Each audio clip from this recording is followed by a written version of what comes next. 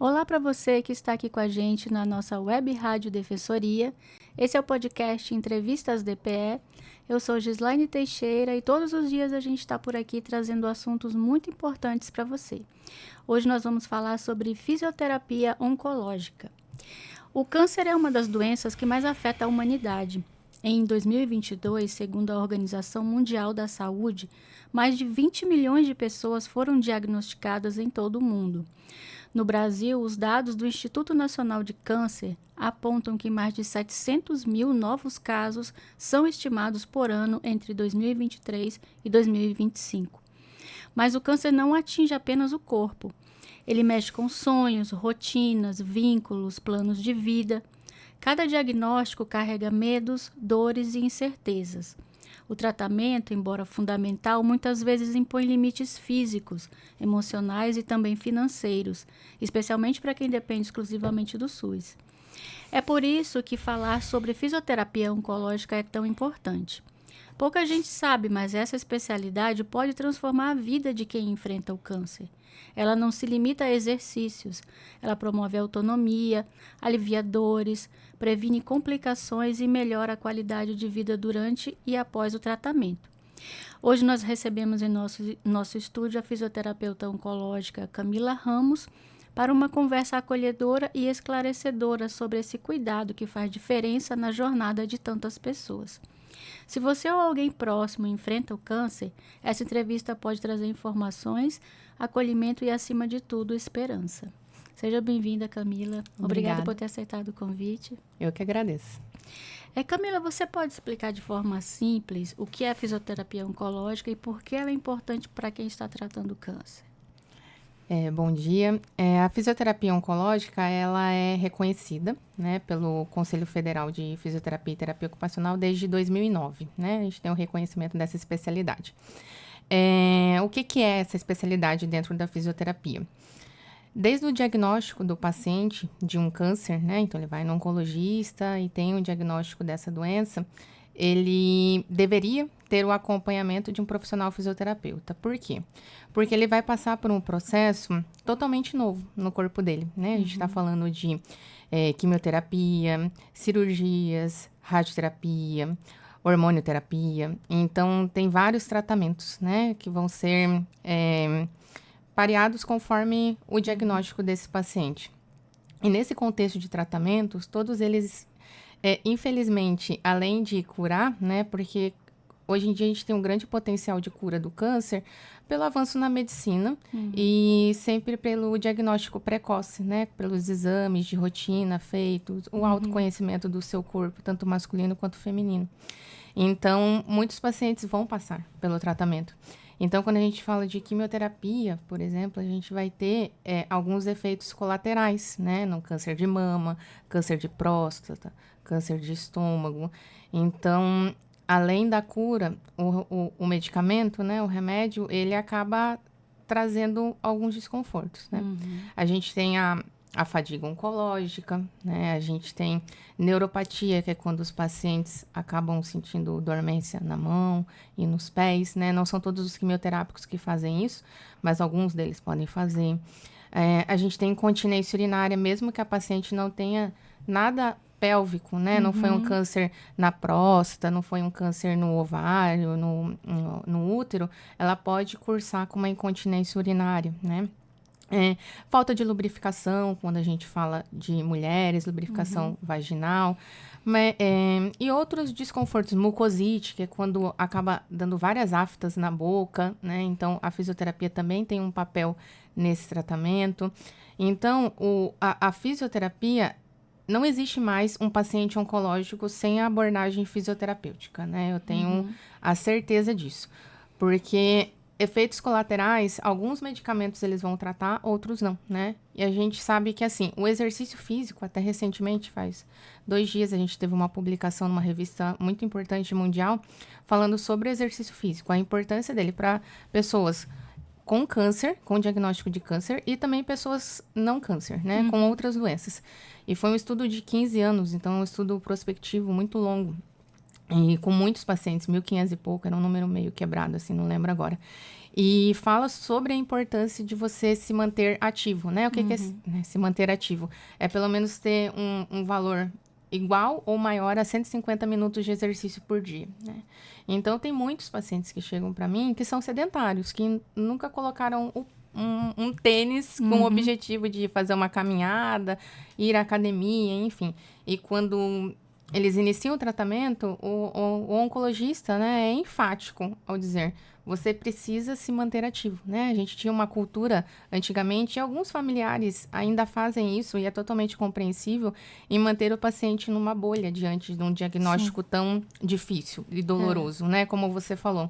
A pessoa que recebe um diagnóstico de câncer, ela tem seus sonhos interrompidos. Parece que você não tem mais o direito de planejar, porque você tem uma doença que não... pode te matar. E pode te matar, né? A impressão, eu já tive paciente que falou assim, a impressão que eu tenho é que eu tô com o tempo inteiro com uma arma engatilhada na minha cabeça, que eu não sei como que vai... Deve ser isso mesmo. O que vai acontecer, entendeu? Então, essa dúvida, essa incerteza, essa ansiedade, porque a pessoa fica preocupada. Hoje em dia, a gente tem a tecnologia, ela ajuda e atrapalha, né? Porque o paciente vai iniciar o tratamento, ele procura saber tudo o que ele vai sentir. Tem pessoas que, infelizmente, são inconvenientes e vão falar: nossa, eu tive um familiar que fez o mesmo tratamento. Mas morreu.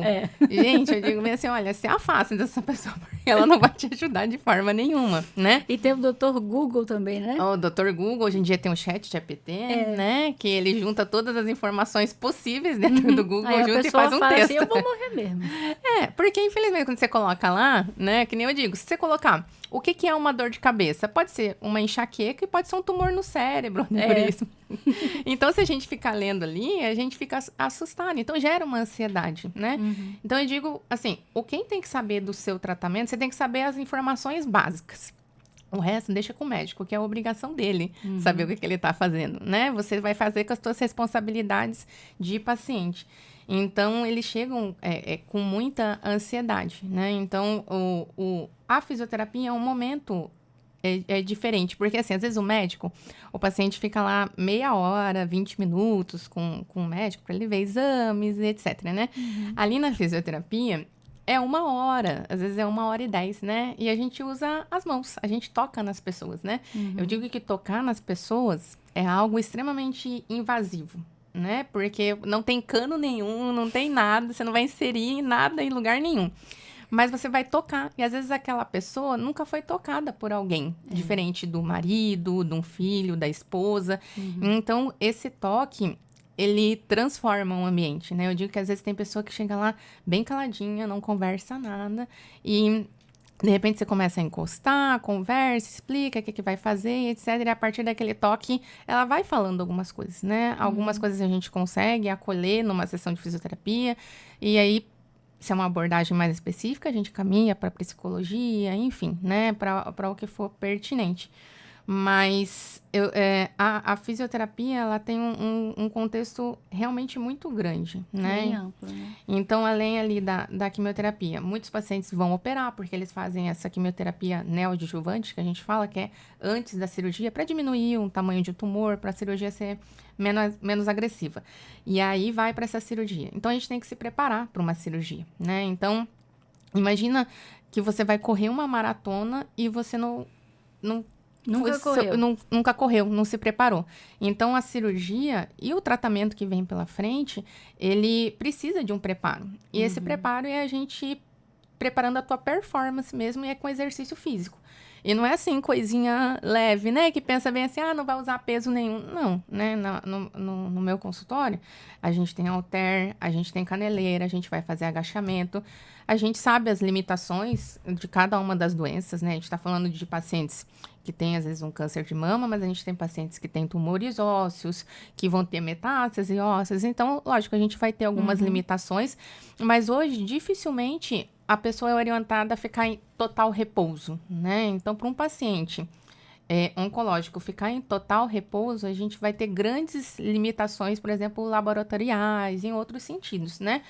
E os outros pacientes, a grande maioria deles, vai ter potencial para fazer algum tipo de exercício físico, né? Não tem necessidade de você parar. Eu tenho muitos pacientes que fazem academia, que fazem crossfit, que são corredoras. Eu falo mulheres porque a gente tem um volume maior de mulheres aqui no estado, né, com câncer. Então, elas são totalmente ativas, saem da quimioterapia e já trazem a sua roupa de academia e segue o baile, entendeu? Porque não tem nenhuma restrição, você não pode pegar peso, você não tem nada disso, né? Agora, sim, você falou que tem a maioria de mulheres, eu penso que é porque as mulheres se cuidam, vão ao médico e descobrem que tem, né? Os homens não. Não. Quando descobrem, às vezes já é tarde demais. Isso, exatamente. Porque como a gente tem a cultura feminina de ir ao médico, é muito cedo, né? A gente vai na ginecologista, na primeira menstruação, e aí então vai fazendo os preventivos e por aí vai.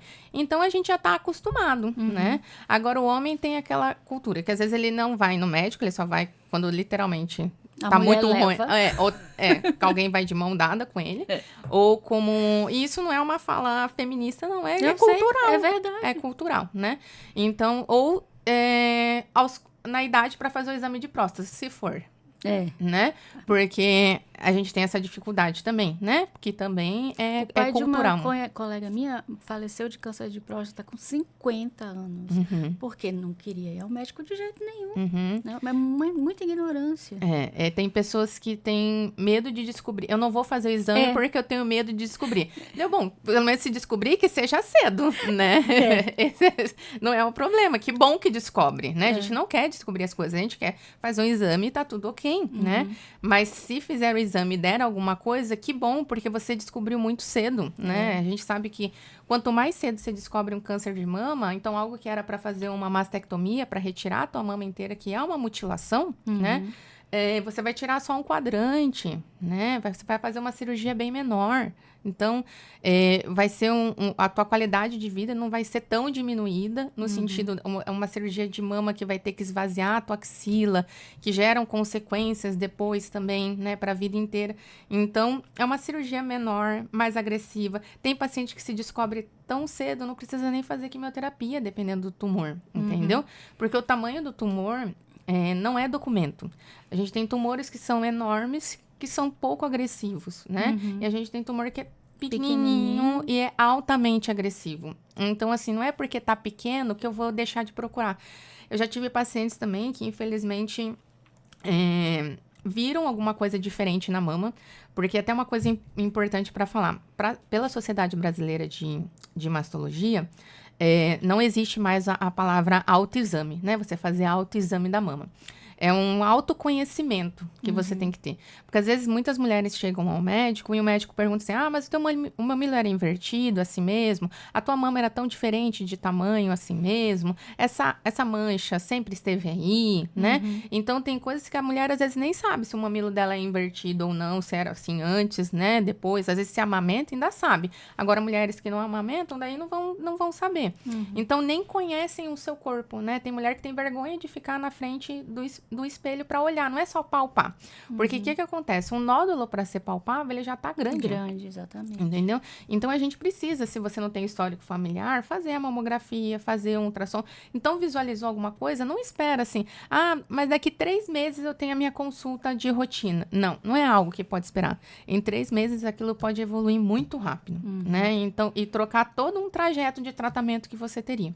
Então, achou alguma coisa diferente? Ai, meu Deus, né? Procura o médico, né? Não adianta você procurar na internet não é médico, né?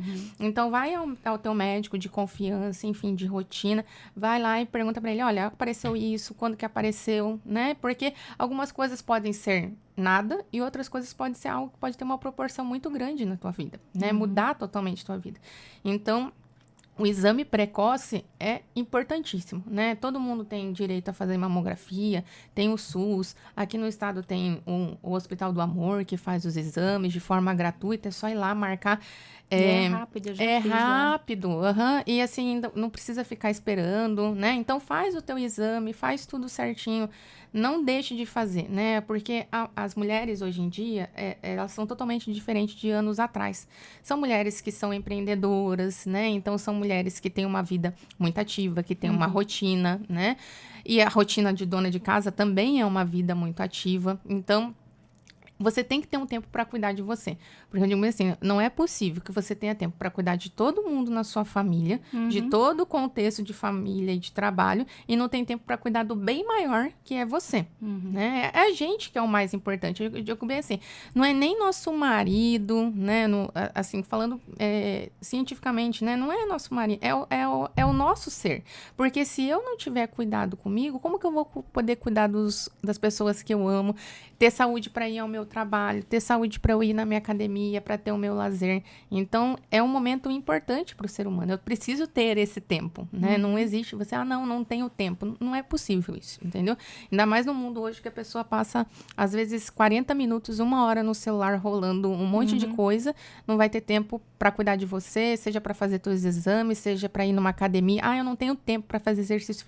Não existe. Entendeu? É incompatível isso. Se você não vai ter... É que nem aquela frase, né? Se você não vai ter tempo agora na saúde, na doença, você vai ter que arranjar o tempo. Então, cuida agora, né? O exercício físico, ele não vai... fazer um paredão impossível de, né? Bom se fosse, né? Aí eu ia fazer tudo que era possível, né? Mas não é um paredão que se forma e eu não vou ter nenhuma doença. Mas se a gente ficar doente, o nosso corpo vai se comportar de forma diferente, entendeu?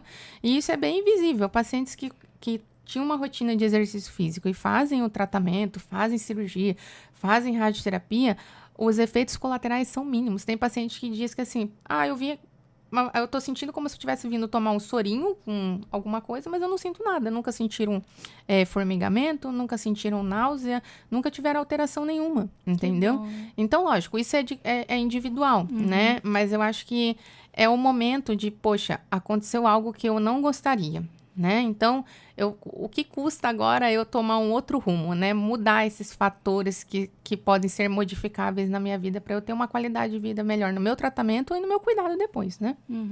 E você falou especificamente da mulher não cuidar de si. Uma casa com uma mulher doente, ela não funciona. Aí todo mundo fica doido junto. Não. Por isso que tem que... Fica muito difícil. E aí a família também tem que prestar atenção se a mulher está se cuidando para não deixar isso acontecer. E aí a rede de apoio, né? A família, ela é extremamente importante, né? E a gente sabe... É triste, né? Mas infelizmente ainda acontece que muitas mulheres são abandonadas durante o tratamento, né? E o contrário raramente acontece. Ou o contrário raramente acontece, né? Então a gente teve recentemente a Preta Gil. Ela foi traída e abandonada, né? Então, se isso é doloroso numa situação normal, né? De você não ter nenhuma doença, imagina de você ter alguma doença, né? Então, quando você pensa no teu parceiro, parceira, e ele te abandona na hora que o negócio começa a pegar fogo, né? Vamos se jogar do Titanic, né? Então, não é porque a gente tem uma diversidade que acabou a parceria, né? Então, tem que ter o respeito, tem que ter o entendimento. É uma fase diferente. Vai ter dias fáceis e não tão fáceis, né? Então, tem que ter essa compreensão, né? A gente sabe que a família tem pai, mãe, né? Você às vezes tem um pai, tem tua mãe, tem filhos. Então, é extremamente importante esse acolhimento, né? E como é triste quando isso acontece.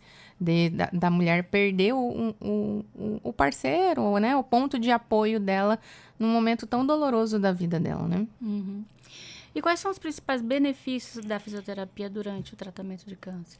A gente consegue melhorar e manter a força muscular do paciente, né? Porque com a quimioterapia e com o próprio aparecimento do câncer e com os outros tratamentos que o paciente vai fazendo, acaba diminuindo a massa muscular, né? Que seria a massa magra, né?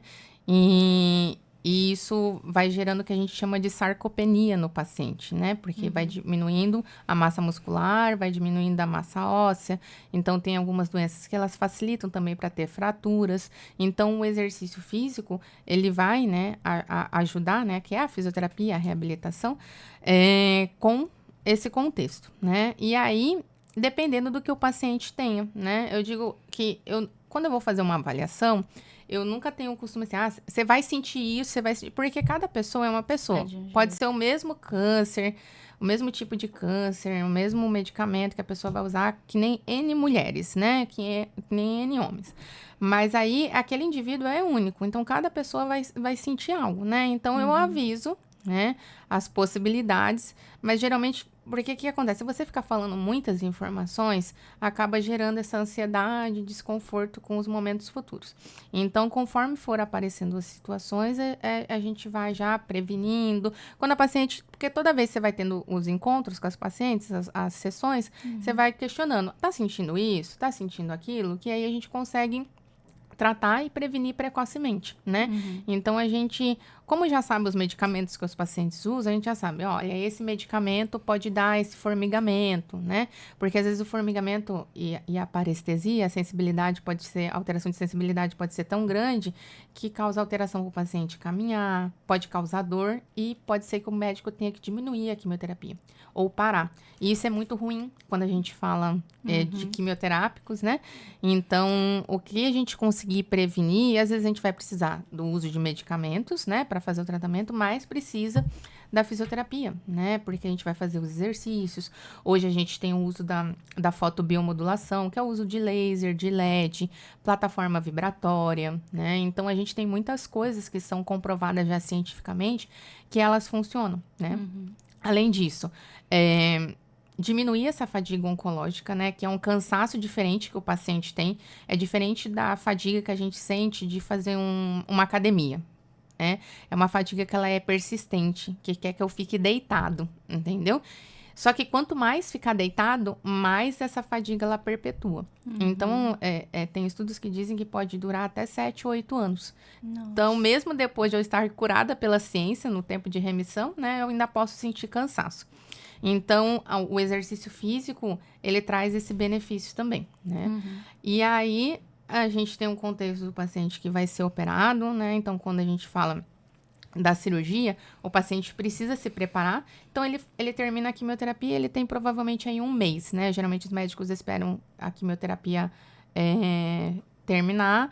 Após 1 mês, eles marcam o procedimento cirúrgico quando necessário. Então, a gente tem 1 mês, que é 4 semanas, mais ou menos, que é totalmente plausível o paciente ser habilitado nesse tempo, né? É uma habilitação mesmo, tá pronto para ser operado. Porque aí daí entra eu, fisioterapeuta, entra a nutricionista, a gente tem a nutricionista oncológica maravilhosa, então ela também prepara o paciente com uma alimentação adequada, com suplementação, com tudo certinho, e aí o paciente opera.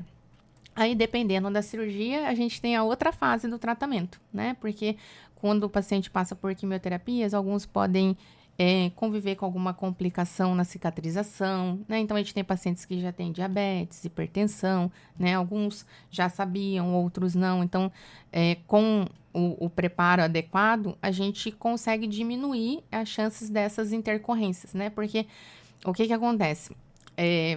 De novo, falando do câncer de mama, a mulher vai lá e faz a mastectomia, né? Retira a mama toda.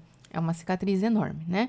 Se essa cicatriz, ela abre, por exemplo, demora o tempo que a paciente poderia ir para a radioterapia dela. Porque ela não pode com uma ferida aberta. Ela não pode com uma ferida infeccionada. Então, vai ter que esperar. E aí, se faz a radioterapia com uma ferida que já abriu, com uma cicatriz frágil, também tem uma chance de abrir de novo, né? Então, quanto mais a gente cuidar da cicatrização, melhor, né? Tem as pacientes que fazem esvaziamento axilar, porque a doença às vezes pode estar na mama, mas também elas podem estar já nos linfonodos, na axila, no nosso sistema linfático ali, que drena o líquido, a linfa no nosso braço, né? No braço direito ou no braço esquerdo. E aí o médico, na hora da cirurgia, ele vê quais linfonodos estão comprometidos, né? Ele vê o sentinela o médico sempre vai ver. Que seria como se fosse o porteiro do nosso sistema linfático ali da axila. E aí, ele vendo que tem algum linfonodo comprometido, isso ele vê no ato do procedimento cirúrgico. Tem um patologista e tal. Aí, vendo isso, ele vai tirar os linfonodos que estão comprometidos também. A gente tem muitos, mas acima de 5 linfonodos, a paciente tem chance de ter linfedema. Que aí é uma outra complicação que a gente tem, que essa é uma complicação permanente, né? Não é algo temporário. Que é as mulheres que incham o braço, ou a perna, né? Mas isso não é só do sexo feminino, pode ser do masculino. Um homem tem um câncer pélvico e precisa fazer o esvaziamento inguinal. Então, também pode ter esse linfedema. Geralmente, ele é unilateral, é de um lado só, né? Então, ele é diferente do lipedema, que está na moda agora, né? Sim. São doenças que são do sistema linfático, mas elas têm etiologia, origens diferentes, né?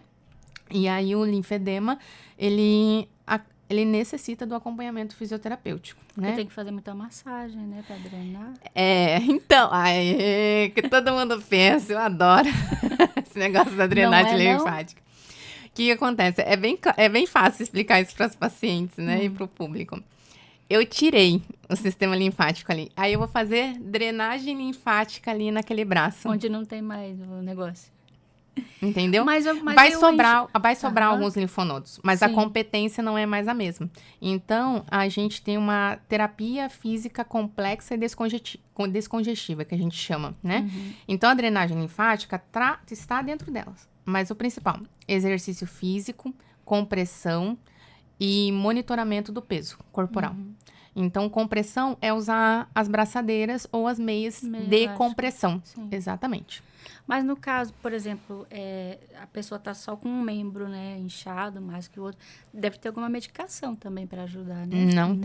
Não tem, porque é diferente de um inchaço, por exemplo, a pessoa tem um inchaço que ela toma um diurético. Não é a mesma coisa, entendeu? Do líquido, da onde que está, a origem daquele líquido é do sistema linfático. Então, não existe um medicamento, né? Nossa, é muita complexidade. Então, é o monitoramento do peso. Então, ela tem que cuidar do peso, tanto o homem quanto a mulher. Tem que fazer exercício físico, tem que usar a compressão, né? E é uma compressão assim. A gente tem várias compressões no mercado. Se a gente vai na farmácia, você vai comprar uma meia de compressão, ela é uma meia que ela é até ruim de colocar na perna. Eu já usei na gravidez. Ela é ruim de colocar, mas ela não é a meia adequada, entendeu? Porque essas que vendem maior volume nas farmácias, enfim, nas lojas de produtos hospitalares, médicos, elas são de malha circular. Então, a gente precisa indicar para o paciente a malha plana.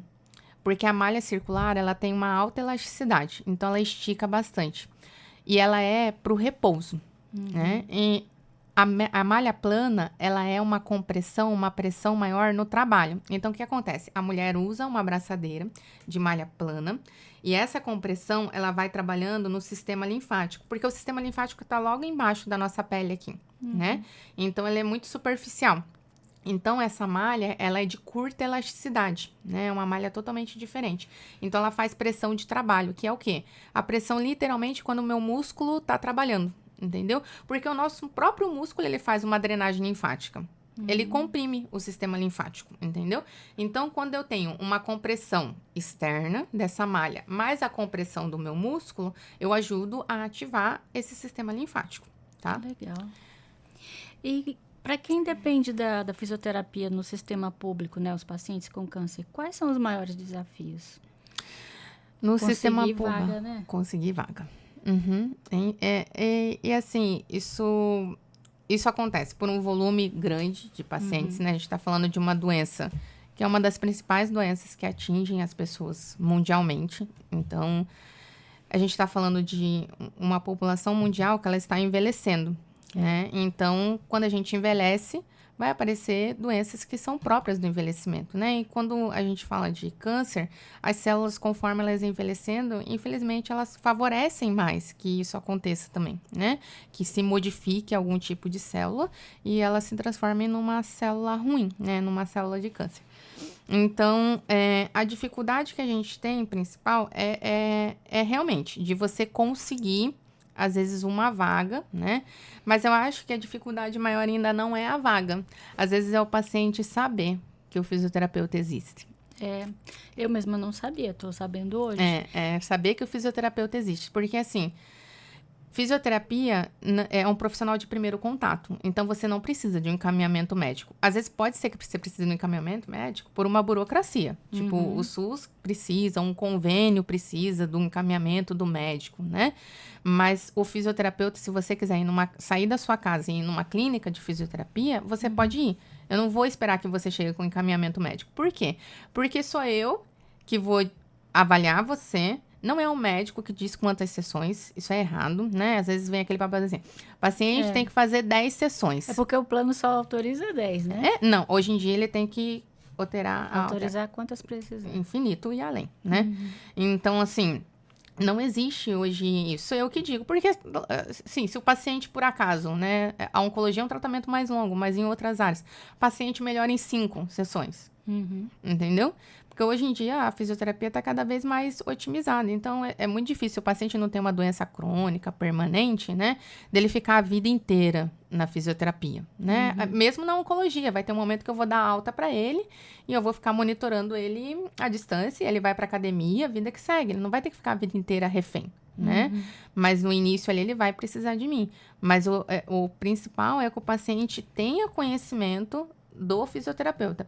E faz parte, às vezes eu não digo nem que faz parte do médico, faz parte de nós, fisioterapeutas, cada vez mais falarmos sobre a fisioterapia oncológica. Então, por isso que eu fiquei muito feliz de vir aqui falar, porque as pessoas realmente, elas às vezes não sabem, né? Eu tenho muito paciente que chega ali que fala que assim, nossa, mas eu nem sabia, entendeu? Que tinha fisioterapia. E olha que coisa absurda. Falando desse problema do braço, do linfedema, que pode ser na perna também, eu já tive paciente que o médico falou assim, olha, você nunca mais vai poder pegar peso. Ah, meu Deus. Isso não é daqui, entendeu? Eu tô falando, eu trabalho há 18 anos. Então, assim, você nunca mais vai poder pegar peso nesse braço. Porque se você pegar peso, vai dar o linfedema. E o que eu falo para os pacientes é assim, ó, põe tua compressão e pega o peso que você quiser. Né? Você vai fazer um movimento com qualidade, entendeu? Então, você vai progredir o peso conforme a qualidade do movimento. Então, não tem nada a ver de pegar o peso. Olha, você nunca mais vai poder usar uma moto. Entende? Você não vai poder pilotar uma moto. Aí eu digo bem assim, tá, ok, beleza. Então, você não pode pegar acima de 5 quilos, nunca mais você vai poder pegar teu filho. Tem paciente que às vezes tem um diagnóstico com filho com meses. Nem uma sacola de supermercado. Então, assim, tá, beleza. Então, você não... É útil para pouca coisa, né? Então, não tem nexo, entendeu? Não tem evidência científica nenhuma. Então, às vezes, a fisioterapia serve até para, tipo, vamos desmistificar isso aqui, né? Porque isso não tem cabimento nenhum. Eu vou te explicar por que tem que ter cuidado com o peso. Tem que cuidar com o peso do teu corpo mesmo. Você tem que cuidar pra não ficar obesa, né? Mas um peso externo mesmo não tem problema nenhum. Então, até para paciente, eu tenho paciente que quando eu falo assim, não, você pode fazer exercício físico, chora. Porque falaram para ela que não era para ela pegar peso, que ela podia fazer coisa muito leve. Não, gente, não, né? Não tem nexo isso, né? Então, vamos com cautela, né? Então, vamos ver o que você tem, qual ponto você tá dando doença. Mas, assim, a paciente tem um linfedema, não é isso que vai deixá-la incapacitada, né? A gente tem que tratar. E quanto mais precocemente a gente trata, menor a chance do braço ficar aquele braço enorme, né? Hoje em dia, algumas pacientes, elas podem se favorecer de cirurgia. A cirurgia não é curativa de linfedema, mas ela ajuda. Então, aqui no estado, tem uma médica que chegou recentemente, que é a doutora Paula Lago, e a doutora Thalita. A Thalita é cirurgiã oncológica e a Paula é cirurgiã cardiovascular. E elas operam as pacientes de linfedema. Recentemente, a gente fez a primeira cirurgia com uma paciente minha. Então, isso é totalmente novo para o estado. Muitas pessoas deveriam saber, porque a cirurgia que ela fez é feita somente em São Paulo, os equipamentos, tudo. Então, é um avanço muito grande para a saúde do estado, né? Então, a paciente fez, era uma paciente de convênio, né?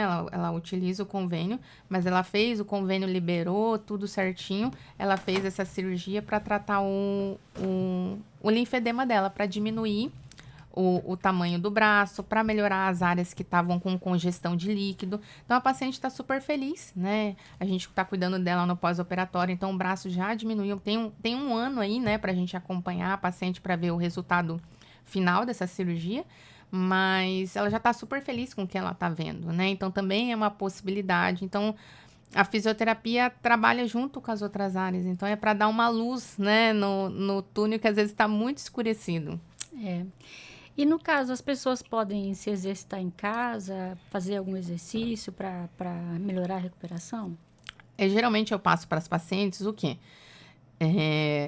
Muitas não vão poder ir, às vezes, 3, 2 vezes na semana, né? Então, elas fazem um exercício comigo, até para eu avaliar a qualidade do movimento, se elas estão fazendo alguma coisa errado, enfim. E aí, eu sempre passo para que elas façam o exercício em casa, né? Se elas não tiverem condições, às vezes, de comprar halteres, caneleiras, a gente tem outras formas de poder substituir, né? Para que ela consiga fazer o exercício usando um pacote de arroz, um saco de areia, que a gente vai pesando e vai tendo ideia como que tá o peso, e ela consegue fazer, além das caminhadas, né? A gente tem muitas praças, a gente tem muitos parques aqui, então facilita muito para que as pacientes possam se exercitar, né? Fazer a parte aeróbica, mas também fazer a parte de força muscular. Uhum. E quanto à questão de medo e ansiedade, né, no caso do aspecto emocional, a fisioterapia também ajuda? É que quanto mais a paciente tem autonomia durante o tratamento, melhora a tua qualidade de vida, né? Você ter saúde é muito complexo, então não é só não ter uma doença em curso, né? É tua saúde emocional. As mulheres, né, os pacientes, eles se despersonificam, né? Porque muitos perdem o cabelo, perdem sobrancelha, né? Então, vão perdendo aos poucos algumas coisas que são a identidade dela, que ela se olhava no espelho, com o paciente, um homem, tinha um cabelo, se olha no espelho e vê que tá careca, né? Então, isso já é uma coisa que às vezes a gente não consegue modificar tanto, porque alguns medicamentos vão causar essa fraqueza no cabelo e eles vão cair. Mas nos outros aspectos de entender que a parte do processo, né? Entender que o processo, ele, de certa forma, ele é temporário. Então, a quimioterapia, você vai fazer um tempo, mas vai parar. Como que você pode ter qualidade de vida mesmo estando na quimioterapia? Então, eu acredito que tudo isso facilite para que você tenha qualidade de vida. Acho que se manter ativo já é importante para a nossa saúde emocional. Porque quanto mais a gente depende dos outros, né? Imagina, você é totalmente ativo, você vai para o trabalho, você vai um monte de coisa, aí acontece alguma coisa e você precisa depender de alguém, né? Às vezes para ir no banheiro. Então, quanto mais eu conseguir me manter ativo, isso vai melhorar a minha saúde emocional. Mas é um processo que ele tem altos e baixos, né? Então, a paciente, ela não vai conseguir ser forte o tempo inteiro, e ela não é obrigada a ser forte o tempo inteiro. Para um filho, para um marido. Ai, eu não posso chorar, né? Então, é muito difícil, porque vai ter dias que você vai ter vontade de chorar, né? Eu tenho atendimento que, às vezes, eu pergunto uma coisa para o paciente e a pessoa começa a chorar. E eu permito aquele choro. Eu não pergunto por que tá chorando, entendeu? Por que você tá chorando? Chora, né? Chora. Tá com vontade de chorar, chora o tempo que for necessário para você. Eu vou ficar aqui. Quando você tiver ok, você me avisa e a gente volta a conversar, né? Eu já tive sessão que eu fiquei em totalmente silêncio. Foi um silêncio, né? Mas eu digo que era um silêncio que gritava, mas era um silêncio, entendeu? Essa paciente, inclusive, ela faleceu recentemente. E aí, era uma paciente que às vezes ela queria conversar, às vezes ela não queria conversar. Então, eu respeitava muito isso. A gente se entendia com o olhar, né? Então, é esse entendimento que a gente tem que ter. Eu tenho uma limitação, lógico, eu não vou tratar o paciente de coisas que possa estar passando, ansiedade, pânico, né? Então, a gente tem os médicos, a psicologia que pode fazer isso, né? Porque eu digo que eu posso ajudar, mas é um conhecimento empírico, né? É um conhecimento de causa. Mas eu posso acolher, né? Então, eu acolho, né? Aquele sofrimento, aquela dor. O paciente, às vezes, ele tem uma dor que não é física, né? É uma dor, a gente chama na oncologia de dor total. É uma dor social, é uma dor emocional, é uma dor física, é uma dor espiritual. Porque muitas pessoas questionam a sua fé, né? E quando eu falo de fé, eu não falo da sua religião. É que nem a gente estava conversando antes, né? Eu sempre fui uma pessoa boa. Por que isso aconteceu com isso? Mas isso não é porque você é uma pessoa boa ou pessoa ruim. Porque senão, quem a gente julga tão ruim, né, deveria estar doente, né? E não é assim que acontece. Então, não é por isso, né? Então, não adianta se culpar, né? Eu já tive paciente que falou que estava com câncer porque ela tinha sofrido um luto muito intenso. A filha dela tinha falecido de câncer e ela falou assim, eu fiquei muito triste, agora eu tô doente por causa disso. Deu, gente, que penalidade é essa? É luto. O processo de luto é para ser respeitado, para ser passado, para a gente ter um entendimento sobre a morte de um ente, né? Mas não é culpa desse luto, né, que tá gerando uma doença em você, né? A gente tem 10% que são fatores genéticos e os outros são outras alterações que você tem, né? Um estilo de vida, outra coisa. Mas a tristeza, etc., é porque imagina, então eu não posso ficar triste, eu tenho que ficar feliz o tempo inteiro para não ficar doente. Então não existe isso, né? Então, muitas pessoas às vezes chegam com questionamentos assim, né? Falando, né, sobre isso.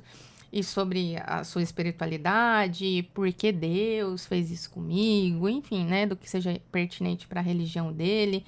Então, isso a gente também tem que receber e acolher, né? Para a gente ter esse entendimento.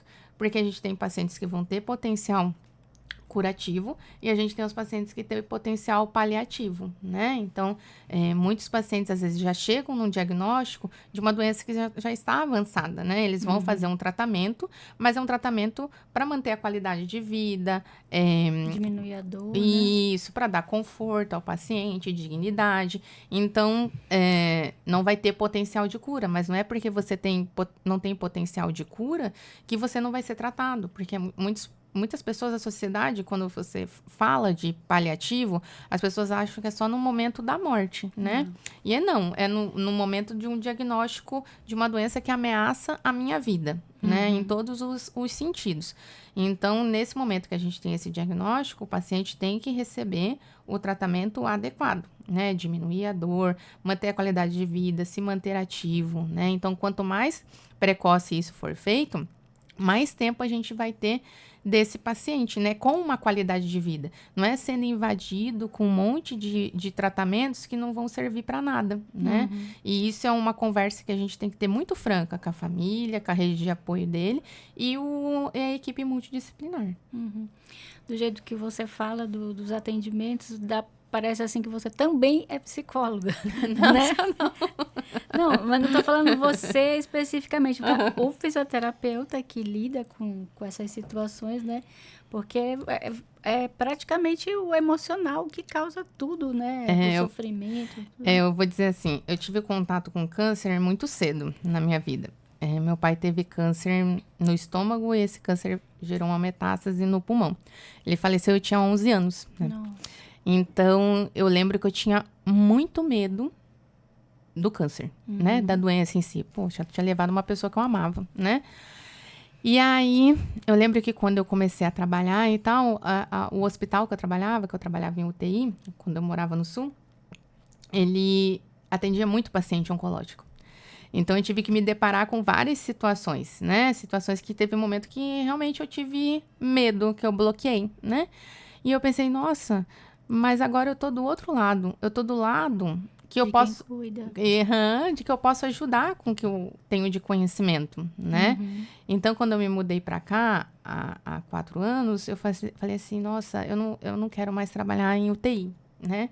Eu quero trabalhar na outra fase do tratamento. Lá quando o paciente recebe o diagnóstico, o que eu vou poder fazer, né? E foi aí que eu mudei, né? Fiz essa transição de carreira.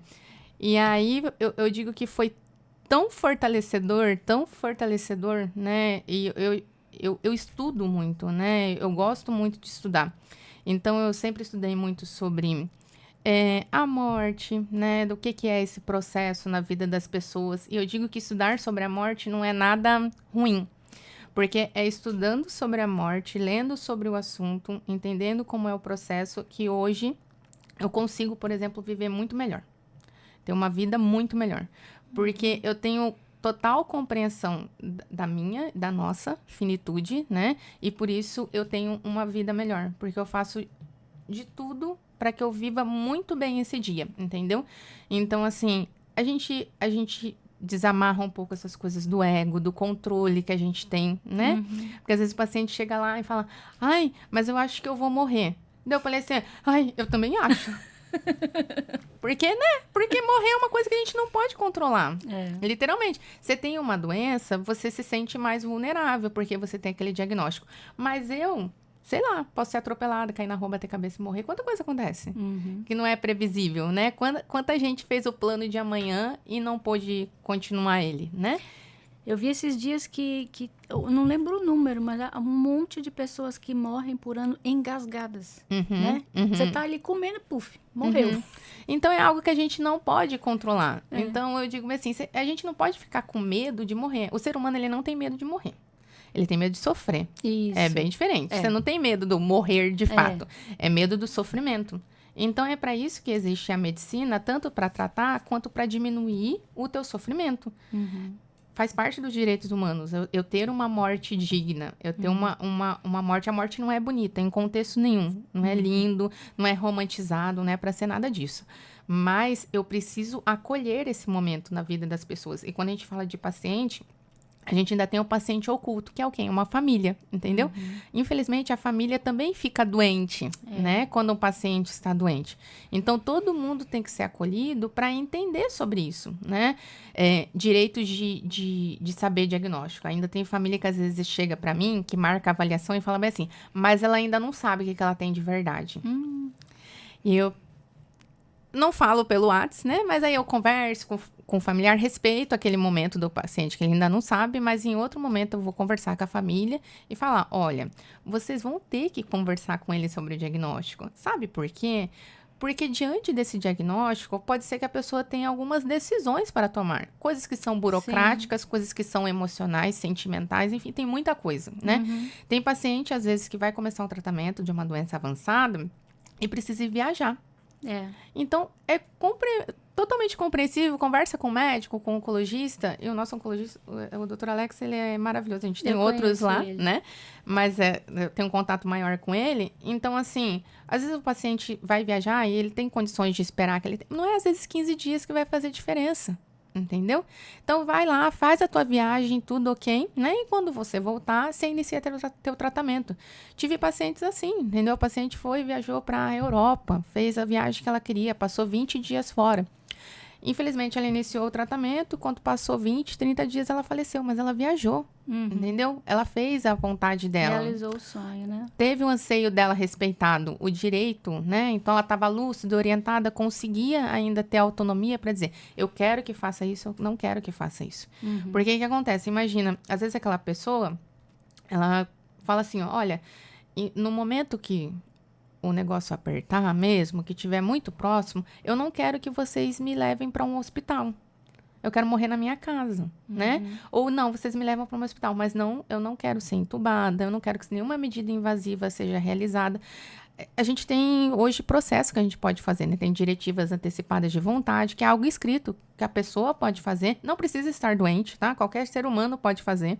Então, assim, você faz que são as tuas vontades, entendeu? Que no momento que você não possa responder, alguém lê e sabe, ó, isso é o que pode ser feito, né? Então, a Preta Gil fez isso, né? Ela estava lúcida, orientada. Bom, uma semana antes dela falecer, ela fez vídeo no Instagram, né? Então, assim, ainda é assustador isso para as pessoas. Meu Deus, mas semana passada... É porque a gente está falando de uma doença que é grave, a doença dela avançou. E, assim, é totalmente compreensível o que ela fez. Ela foi fazer um tratamento experimental e ela tinha essas possibilidades. Enfim, então foi lá, fez, né? Então, foi respeitada... Ela queria fazer isso. Ela não foi obrigada. Então, foi respeitada a vontade dela.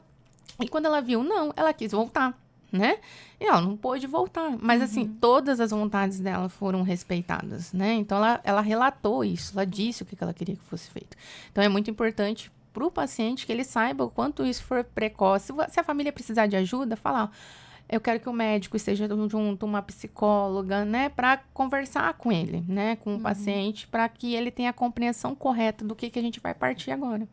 E, assim, esconder da pessoa a doença, eu acho que é uma das piores coisas, porque aconteceu com o meu tio.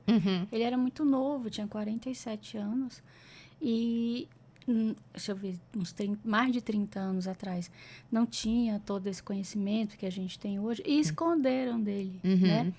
Mas aí ele desconfiou, né? Porque não ficava bom. E aí, quando ele soube que todo mundo sabia, menos ele, nossa, ele ficou revoltado. Revoltado. Uhum. E com razão. Aí é aquela paciente fala assim, mas o paciente é difícil. Não, ele tá difícil porque algumas coisas aconteceram, né? Que faz a pessoa ficar realmente revoltada, entendeu? Porque, que nem eu te disse, tem paciente... Se eu soubesse, eu poderia ter feito isso, aquilo. Exatamente. A gente tem paciente que às vezes quer pedir desculpa pra alguém, entendeu? É. Tem a necessidade, não, eu preciso conversar com tal pessoa. E até, que nem eu falei, questões burocráticas mesmo, algumas coisas, né? Isso é totalmente plausível, né? Então, a gente precisa saber do diagnóstico. Então, é importante que a família entenda isso, Até né? para você colaborar com o tratamento, né? Aí, se o paciente diz assim, olha, eu não quero mais saber de nada, né? A partir de hoje, tá? Vocês me contaram, mas daí vocês decidem, vocês fazem o que vocês quiserem, mas eu não quero mais saber do resultado do exame, né? Mas aí ele verbalizou, eu não quero, né? Eu tô lúcido, eu não quero mais que vocês me falem o resultado do exame. Eu só vou lá, vou sentar, fazer meu tratamento, vou tomar um remédio, comprimido, o que for necessário, mas eu não quero. Tá ok, foi ele, entendeu? Então, tranquilo pra família, né? Mas agora, esconder, né? Ocultar aquela informação é muito ruim. E no caso das pessoas que dependem exclusivamente do SUS, onde elas devem ir, quem elas procuram? No caso, a fisioterapia, você falou que não precisa de médico, né? Do encaminhamento. Normalmente, eu acho que o médico deve encaminhar, né? Deveria, né? Mas nem sempre encaminha, né? Essa ainda é a verdade que a gente tem. Aqui no estado, pelo SUS, a gente tem na Unacom, que fica no HGR, então geralmente lá é bem criterioso isso. Então o paciente passa pelo acompanhamento médico e já tem uma rotina diferente. Então lá ele recebe acompanhamento médico e já passa pela nutricionista, pela psicóloga e pelas fisioterapeutas, né, que tem no serviço. Então ele já tem esse acesso direcionado. Quando ele recebe o diagnóstico, ele já vai passar por todos os profissionais, né? Pelo menos para avaliação, e aí cabe a cada profissional ver o que dá para orientar pelos pacientes, porque daí o operacional é diferente de um sistema particular, né? Então, dá para orientar o paciente quanto se manter ativo, ou se tem algum tipo de complicação que necessite diretamente do fisioterapeuta que, né, participe das sessões, que podem ser em grupos, que podem ser individuais. Mas lá a rotina já é bem padronizada, né? Então, eles têm esse encaminhamento já a partir do diagnóstico, quando eles dão entrada, né, no prontuário deles ali na Unacom. E para quem está começando o tratamento agora, que mensagem que você deixa sobre a importância da fisioterapia no tratamento? Que o profissional fisioterapeuta, ele vai poder te ajudar muito durante o tratamento, né? Porque o nosso objetivo principal é manter você ativo, com conhecimento necessário do processo que você está passando, né? Te preparar para todas as fases do tratamento, seja a quimioterapia, seja uma cirurgia, seja uma radioterapia, seja uma hormonioterapia, que é um medicamento que tem que tomar depois. Então, todas essas fases você vai poder contar com o fisioterapeuta, né? Você não vai precisar dele, às vezes, a sua vida inteira, né? Mas naquela fase, ele é extremamente importante para te trazer conforto, qualidade de vida, minimizar a sua dor, né? Esclarecer suas dúvidas. Então, quando tem dúvidas, a maioria das vezes a gente consegue pelo menos solucionar, né? Então, quando é uma dúvida mais aprofundada, a gente consegue conversar com o médico, enfim. Então, quando a gente tem a união da equipe, é muito melhor, né? Então, a gente consegue dizer para você e te encorajar nesse processo, né? Porque eu não vou dizer para você que vai ser fácil, mas que eu vou estar junto de você nesse processo, né? A gente vai caminhar junto. Quando você cair por algum motivo, eu vou estar lá para estender a mão para te levantar, literalmente, né? Literalmente. Porque é necessário você ter a sua mente fortalecida nesse momento, o seu corpo fortalecido, a parte de lazer fortalecida, né? Então, quanto mais você tiver esclarecimento de tudo que você pode fazer, né? Não é um momento que, não, eu vou ter que parar todos os meus planos. Não. A gente vai fazer planos juntos, às vezes, né? Eu digo que às vezes o paciente chega assim, ai, não pode tomar açaí porque açúcar alimenta o câncer. Não, o senhor só não pode tomar açaí se o senhor não me convidar para tomar açaí. Daí o senhor não pode mesmo. Mas ele diga, não, mas o câncer não é alimentado pelo açúcar. Não é assim. Você não vai poder, em hipótese alguma, você pode comer um monte de açúcar, exatamente, tendo câncer ou não. Mas não é o teu açaí ali, às vezes é a única coisa que naquele momento o paladar... vai te confortar, o paladar, e às vezes é até algo afetivo. Eu vou num determinado lugar tomar aquele açaí, entendeu? Então, poxa, vai lá, né? Às vezes aquilo vai trazer conforto não só no paladar, né? Que às vezes alguns alimentos vão lembrar um momento, alguém muito próximo da gente. Então, é extremamente importante que a gente entenda e acolha, né? Não é um momento de a gente colocar um monte de proibições, né? A gente alertar, orientar, né, permitir algumas coisas, só que realmente não, isso não pode ser feito, né? Então, a fisioterapia, que nem você falou, não é que a gente é um pouco psicólogo, né? Mas é que a gente estuda tanto sobre o paciente, eu não trato uma doença, né? Trata a pessoa. Eu trato a pessoa. Eu não trato, aquela paciente ali é do câncer de mama, aquela paciente ali é do câncer de pulmão. Não, pelo amor de Deus, né? A pessoa tem nome, tem família, tem uma história, né? Então, eu não posso tirar essa personificação do ser humano, entendeu? Então, eu trato a Dona Maria, o seu José, o seu Paulo, eu trato essas pessoas, né? Eu trato um monte de sonhos, eu trato um monte de possibilidades, de vontades, de um monte de coisa que tem para fazer ainda. Então, eu respeito muito isso, né? Eu não trato o paciente como eu me trataria, porque às vezes nem a gente se trata tão bem, né? Eu trato o paciente como ele deve ser tratado, né? Então, é com amor, com empatia, com carinho, acolhimento. Então, eu respeito muito isso, né? Então, a fisioterapia, ela vai te acolher muito em vários sentidos. Desde o sentido de trazer qualidade de vida, como diminuir a tua dor em algum momento, né? De trazer conforto e o mais importante, de manter tua autonomia. O que eu quero é a paciente caminhando, chegando lá para fazer o tratamento dela, sentando, levantando, falando que foi fazer uma caminhada, que foi ao parque, que foi no Igarapé, que foi em algum lugar, que tá vivendo, entendeu? Você não precisa parar de viver, não. Camila, eu queria te dar os parabéns pela sua profissão, pela sua dedicação desse trabalho tão bonito. Obrigada. E a gente deixa as portas abertas aqui para você voltar quando você quiser para falar sobre esse assunto, outros assuntos também, né? A gente precisa divulgar para as pessoas terem acesso. Para a sociedade saber, né? Eu conversei aqui com a Camila Ramos, ela é fisioterapeuta oncológica, e nós vamos ficando por aqui. Se você assistiu essa entrevista, mostra para alguém que está precisando, né, que está nessa situação. A nossa intenção é ajudar o máximo de pessoas possíveis. Até a próxima entrevista.